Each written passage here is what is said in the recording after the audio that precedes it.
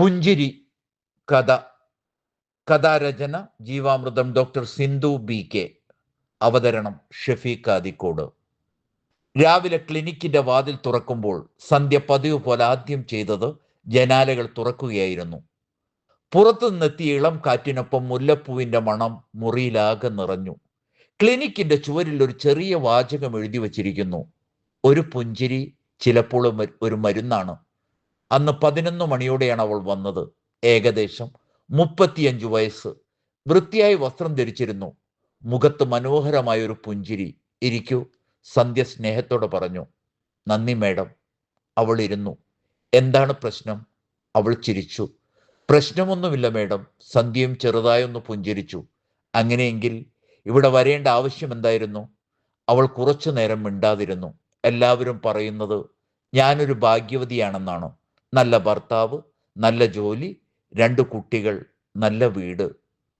പക്ഷേ അവളുടെ പുഞ്ചിരി പതുക്കെ മാഞ്ഞു. പക്ഷേ എനിക്ക് സന്തോഷമില്ല. സന്ധ്യ ഒന്നും പറഞ്ഞില്ല. അവൾ തുടർന്നു. ഞാൻ എപ്പോഴും ചിരിച്ചുകൊണ്ടിരിക്കും മേഡം. വീട്ടിലും ഓഫീസിലും സുഹൃത്തുക്കളുടെ മുന്നിലും. ഒറ്റയ്ക്കായിരിക്കുമ്പോഴോ? അവൾ തല താഴ്ത്തി. അപ്പോൾ ഞാൻ കരയും.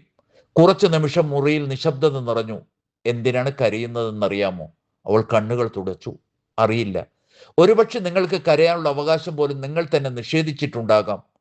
അവൾ സന്ധ്യയെ നോക്കി. എനിക്ക് മനസ്സിലായില്ല. എല്ലാവർക്കും വേണ്ടി ശക്തിയായി നിൽക്കണമെന്ന് നിങ്ങളോട് തന്നെ പറഞ്ഞുകൊണ്ടിരുന്നില്ലേ? അവളുടെ കണ്ണുകൾ നിറഞ്ഞു. അതെ, എനിക്കൊന്നുമില്ല, ഞാൻ ഓക്കെയാണ്, എനിക്ക് വിഷമമില്ല. ഇതൊക്കെ എത്ര തവണ നിങ്ങൾ സ്വയം പറഞ്ഞിട്ടുണ്ട്? അവൾ പതുക്കെ പറഞ്ഞു. എല്ലാ ദിവസവും. അതാണ് നിങ്ങളുടെ യഥാർത്ഥ പ്രശ്നം. അവൾ അത്ഭുതത്തോടെ നോക്കി. എന്താണ് മേഡം? നിങ്ങൾ വിഷമമുണ്ടെന്നത് പ്രശ്നമല്ല. വിഷമിക്കാൻ നിങ്ങൾ അനുവദിക്കാത്തതാണ് പ്രശ്നം. അവളുടെ കണ്ണുകളിൽ നിന്ന് കണ്ണുനീർ ഒഴുകി. ആദ്യമായ ആ മുറിയിൽ അവൾ പുഞ്ചിരിച്ചില്ല. പകരം അവൾ കരഞ്ഞു. സന്ധ്യ അവൾക്കൊരു ടിഷ്യൂ നൽകി. കരഞ്ഞോളൂ. ഞാൻ കരയുന്നത് തെറ്റല്ലേ? അല്ല. കരച്ചിൽ ദൗർബല്യമല്ല, മനസ്സിന്റെ ഒരു സ്വാഭാവിക ഭാഷയാണ്. അവൾ കുറച്ചു നേരം കരഞ്ഞു. പിന്നെ കണ്ണുനീർ തുടച്ച് ഒരു ചെറിയ പുഞ്ചിരി നൽകി. മേഡം, കുറെ വർഷങ്ങൾക്ക് ശേഷം ഇപ്പോഴാണ് ശരിക്കും ചിരിക്കുന്നത്. സന്ധ്യ ചോദിച്ചു. ഇപ്പോൾ ചിരിക്കുന്നതും ഇതുവരെ ചിരിച്ചതും തമ്മിൽ എന്താണ് വ്യത്യാസം?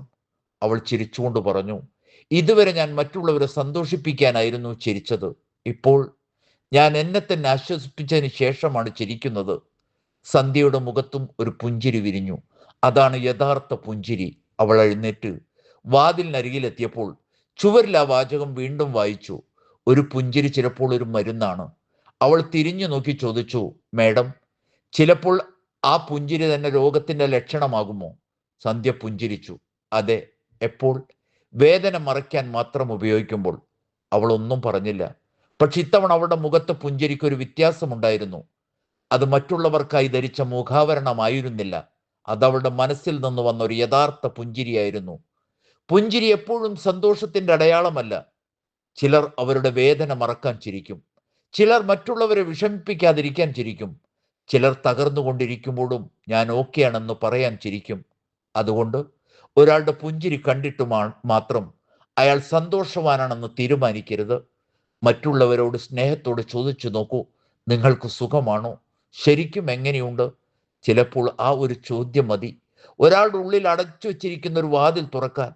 മനസ്സിന്റെ വേദന അംഗീകരിക്കുകയും അത് പങ്കുവെക്കുകയും ചെയ്യുന്ന ദൗർബല്യമല്ല, സഹായം തേടാനുള്ള ധൈര്യമാണ്. ഒരു പുഞ്ചിരി മറ്റൊരാൾക്ക് നൽകാം. പക്ഷേ അതിനു മുൻപ് നമ്മുടെ സ്വന്തം മനസ്സിനൊരു സത്യസന്ധമായ പുഞ്ചിരി നൽകാൻ നമുക്ക് പഠിക്കാം.